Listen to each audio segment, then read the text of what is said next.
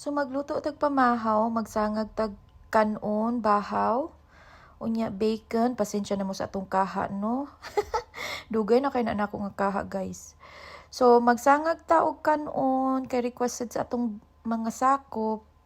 Unya nagkuan ko og chorizo guys. Kay gimingaw ko ka og chorizo. So gipalit pa ni namo sa Filipino store. Oh, matik. Oh, mana ato nang nasangag ato ang kanon. So unsa may next? Oh, mag-assemble na ta sa atong plate. Inana ka sayon, inana ka matik.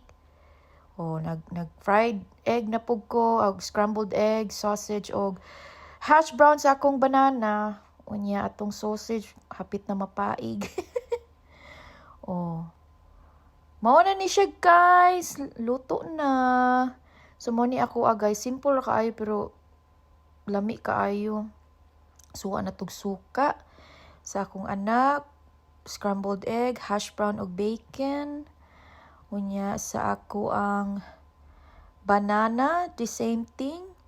Pero na ay sausage iyaha, American sausage, scrambled egg, hash brown og bacon. So mao na siya guys, mga